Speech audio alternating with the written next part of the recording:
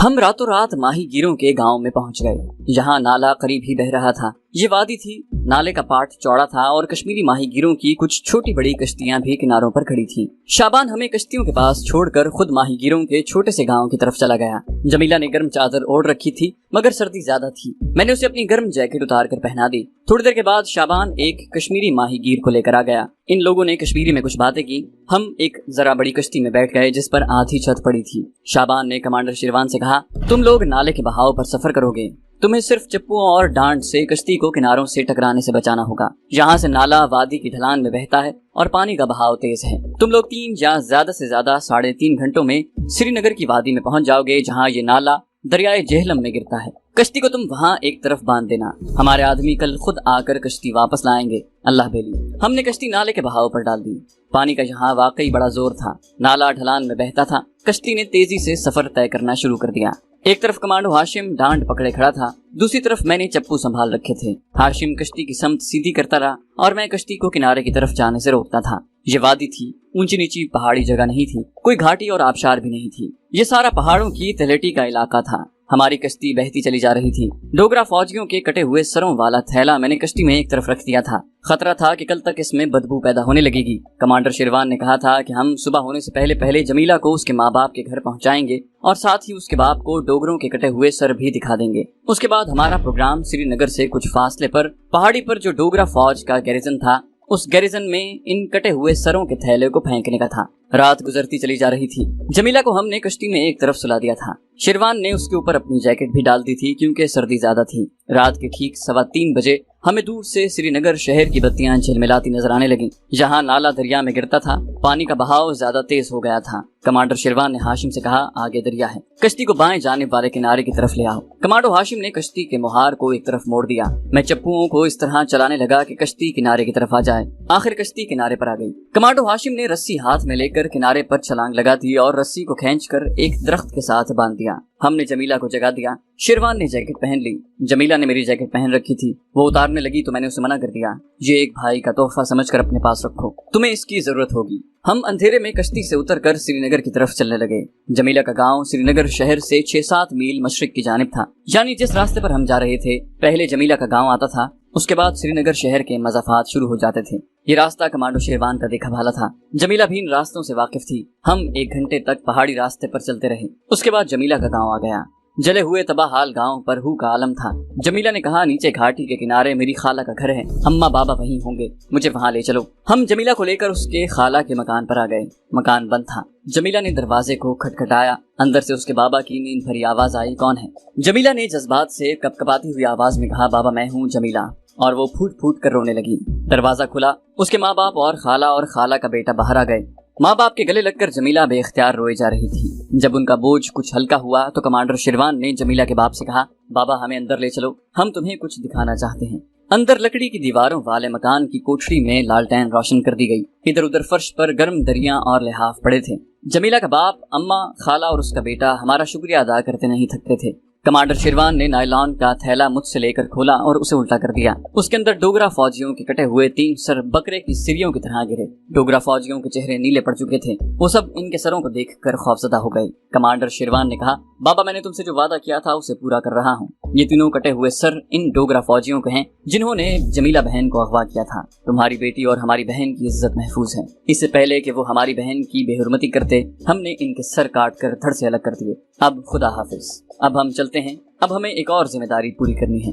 जमीला को उसके माँ बाप के हवाले करके हम अपने खुफिया पहाड़ी अड्डे की तरफ रवाना हो गए। जिस वक्त हम अपने खुफिया अड्डे पर पहुंचे, आसमान पर सुबह की सफेदी नमूदार होना शुरू हो गई थी। हमने पहला काम ये किया कि पहाड़ी गार के अंदर जाते ही लिहाफ ओढ़कर लकड़ी के शहतीरों की तरह गहरी नींद सो गए। कमांडो को जब मौका मिले वो अपनी नींद पूरी कर लेता है। हम 2 रातों से नहीं सोए थे। चुनाचे जब सोकर उठे तो आधा दिन गुजर चुका था। हमने पहला काम ये किया कि नायलॉन के थैले में से डोगरा फौजियों के कटे हुए सर निकाल कर उनका मुआयना किया। कटे हुए सरों का रंग स्याह पड़ने लगा था और उनमें से बदबू आना शुरू हो गई थी। हमने उसी वक्त अपना आदमी भेजकर बाजार से स्पिरिट की 3 बड़ी बोतलें मंगवाई। सारी स्पिरिट टीन के कनस्तर में उंडेल दी और फिर डोगरा फौजियों के सर उसमें डाल दिए। तीनों सर स्पिरिट में डूब गए। हमारे दूसरे मुजाहिद साथी भी हमारे पास बैठे डोगरों के सरों को देखकर हमें मुबारकबादियां दे रहे थे। शेरवान कमांडर ने कहा, तुम लोगों में से एक मुजाहिद ने सवाल किया था कि मैंने इन काफिरों के सरों को इतना संभाल कर क्यों रखा हुआ है। मैं इस सवाल का जवाब अब देता हूँ। मैं सरों को इबरत का निशान बनाकर भारतीय फौजी गैरिजन के फौजियों तक पहुँचाना चाहता हूँ, ताकि उन्हें मालूम हो जाए कि कश्मीरी मुजाहिद अपनी बेइज्जती और बेहुरमती का बदला लेना जानते हैं। अगर वो मर्द हैं तो हम उससे मैदान जंग में ही लड़ेंगे। अगर वो हमारी इज्जतों और गैरतों को ललकारेंगे तो इन सब का हशर इन 3 डोगरा फौजियों जैसा होगा। सबने अल्लाह अकबर का नारा बुलंद किया। मैं और कमांडर शेरवान और कमांडो हाशिम ने एक साथ बैठकर खाना खाया। खाने के बाद मैंने शेरवान से पूछा कि उसका मंसूबा किस नौयत का है और स्कीम की फॉर्मेशन क्या होगी। कमांडर शेरवान ने मुझे और कमांडो हाशिम को अपनी स्कीम से आगाह करते हुए कहा, इंडियन आर्मी की आर्टिलरी रेजिमेंट का फौजी यूनिट यहाँ से 6 मील दूर एक पहाड़ी के ऊपर गैरिजन में मुकीम है। ये यूनिट कश्मीर की मकबूजा वादी में भारतीय जारहाना कार्रवाइयों का सबसे बड़ा जिम्मेदार है। हम रात के वक्त इस गैरिजन के क्वार्टर गार्ड के सामने डोगरा फौजियों के कटे हुए सरों वाला थैला फेंकेंगे। वहाँ थैला फेंकने से सारे गैरिजन को मालूम हो जाएगा कि गुलमर्ग की छावनी में जिन फौजियों के धड़ मिले थे ये इन्हीं के सर हैं। उसके साथ ही हम एक खत भी लिख कर थैले में डाल देंगे कि ये सर तुम लोगों के लिए इबरत है और इंतबाह भी। जंग के महाज पर हम आमने सामने आकर लड़ेंगे, या तुम मर गए या हम शहीद हो गए। लेकिन अगर तुम हमारी माओ बहनों बेटियों की इज्जतों से खेलने की नापाक हरकत करोगे तो तुम्हारा यही अंजाम होगा। कोई सवाल? किसी ने कोई सवाल न किया। मैंने कहा, हम तुम्हारे साथ जाने को तैयार हैं। शेरवान ने कमांडो हाशिम से कहा, जो कुछ मैंने कहा है इस मजमून का एक खत लिख कर तैयार करो। कमांडो हाशिम दूसरी कोठरी में चला गया। मैंने शेरवान से पूछा, रात किस वक्त जाने का प्रोग्राम है। शेरवान ने कुछ सोच कर कहा, वही रात के 2 बजे यहाँ से निकलेंगे। रात का पिछला पहर इस किस्म के कमांडो ऑपरेशन के लिए बड़ा मौजू है। कमांडो हाशिम एक पर्चा लिख कर ले आया। पर्चे पर अंग्रेजी और उर्दू में वही मजमून लिखा था जो कमांडर शेरवान ने उसे बताया था। शेरवान ने पर्चा पढ़ा, फिर मुझे पढ़ने को दिया। मैंने कहा, बिल्कुल ठीक है। हमने रात के 12 बजे समावार में से सब्ज चाय तैयार करवाई। चाय के साथ नमकीन कुलचे खाए, अपने अपने पिस्तौलों और स्टेन गन्नों की सफाई की। इस मिशन पर हम अपनी अपनी स्टेन गन्ने भी साथ ले जा रहे थे। शेरवान कमांडो हाशिम को इस मिशन पर साथ नहीं ले जा रहा था। हाशिम की हमें जरूरत नहीं होगी, जितने कम आदमी होंगे उतनी ही हमें आसानी होगी। हमें किसी का मुकाबला तो करना नहीं। कटे हुए सरों वाला थैला पहाड़ी की बुलंदी से गैरिजन के क्वार्टर में फेंकना है। हम 2 ही काफी होंगे। मैंने कहा, क्या तुमने गैरिजन पहले से देखा हुआ है? शेरवान बोला, एक बार नहीं कई बार देख चुका हूँ। मुझे मालूम है कि हमें गैरिजन के किस तरफ जाना है और किस मकाम पर से थैला नीचे फेंकना है। जब रात का 1:30 बज गया तो हमने तीनों डोगरा फौजियों के कटे हुए सर स्पिरिट के कनस्तर से निकाल कर उन्हें पुराने कपड़ों से खुश किया। इनको नायलॉन के थैलों में डाल दिया। साथ ही लिफाफे में लिखा हुआ पर्चा भी डाल कर रख दिया। लिफाफे के बाहर गैरिजन कमांडर के लिए लिखा और नीचे कश्मीर के हुर्रियत परस्त मुजाहिद लिख दिया। हमारे पास एक ऑटोमेटिक पिस्तौल, एक बड़ा कमांडो चाकू, एक स्टेन गन और कुछ फालतू मैगजीन था। दस्ती बम रखने की जरूरत नहीं थी। कमांडो हाशिम ने हमारे लिए 2 खच्चर तैयार कर दिए थे। ठीक 2 बजे रात हम खच्चरों पर बैठकर अपने मिशन पर रवाना हो गए।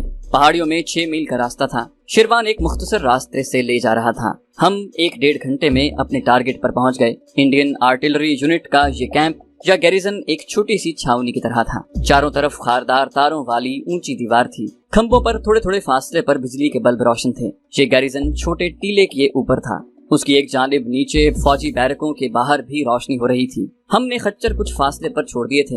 इन खच्चरों को अपने आप वापस चले जाना था। कमांडर शेरवान और मैं टीले की चढ़ाई चढ़ने लगे। हमारा लिबास इस वक्त कश्मीरी देहातियों वाला नहीं था। हमने पतलूने और गर्म जर्सियां और जैकेट पहन रखी थी। रात सर्द थी मगर हमें सर्दी नहीं लग रही थी। कमांडो मिशन की गर्मी ने हमारे खून को गर्म रखा हुआ था। शेरवान उस तरफ से चढ़ाई चढ़ रहा था जिधर टीले पर गैरिजन का क्वार्टर गार्ड था। हम बड़ी एहतियात से चढ़ाई चढ़ते हुए गैरिजन की कांटेदार दीवार के पास आ गए। कमांडो शेरवान मुझे गाइड कर रहा था क्योंकि उसे मालूम था कि हमें किस तरफ जाना है। ये चूंकि कोई फौजी मोर्चा नहीं था इसलिए यहाँ रात के वक्त गश्ती पार्टी का इम्कान बहुत कम था। हमने एक जगह रुककर कुछ देर इंतजार भी किया कि अगर कोई पेट्रोलिंग पार्टी यहाँ गश्त पर है तो पता चल जाएगा। 10-15 मिनट इंतजार करने के बाद जब कोई पार्टी उधर न आई तो हम दीवार के साथ झुककर क्वार्टर गार्ड वाले टीले की तरफ चलने लगे। वहाँ एक जगह ऊंचाई पर दरख्तों का झुंड था। इन दरख्तों के नीचे खारदार तारों की दीवार की दूसरी जानिब क्वार्टर गार्ड था, जहाँ बरामदे के बाहर गोल दायरे के अंदर रेजिमेंट का झंडा खंबे पर लगा हुआ था और एक संतरी गार्ड ड्यूटी पर मौजूद था। डोगरा फौजियों के कटे हुए सरों वाला थैला मेरे पास था। शेरवान ने दरख्तों के पास आकर आगे को झुककर नीचे क्वार्टर गार्ड के सहन को देखा, फिर थैला मेरे हाथ में लेकर उसे क्वार्टर गार्ड के सहन की तरफ उछाल दिया। हम वहीं खड़े नीचे देख रहे थे। जैसे ही थैला ड्यूटी पर खड़े संतरी के पीछे गिरा, उसने फौरन पीछे मुड़कर देखा और दौड़कर थैले को उठाया।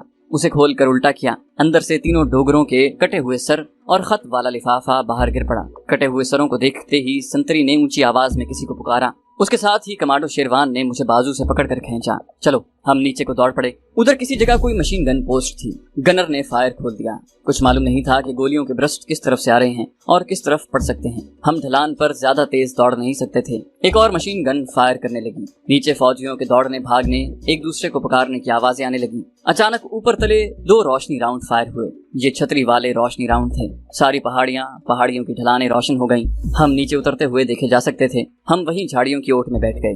रोशनी राउंड आहिस्ता आहिस्ता नीचे आ रहे थे। जब वो नीचे आकर बुझ गए और एक बार फिर अंधेरा छा गया तो हम उठकर तेज तेज चलने लगे। शेरवान ने कहा, हम घाटी की तरफ नहीं जाएंगे, मशीन गन पोस्ट उसी तरफ है। अब राइफलों का फायर भी आने लगा था। गोलियां हमारे सरों के ऊपर से गुजर रही थीं। इसका मतलब था हमें रोशनी राउंड की रोशनी में देख लिया गया था। कमांडर शेरवान दाएं तरफ को घूम गया। उस तरफ नशेब में गहरी खाई के किनारे किनारे एक पहाड़ी पगडंडी बनी हुई थी। हम उसी पगडंडी पर दौड़ पड़े। फायर हमारे सरों के ऊपर आ रहा था।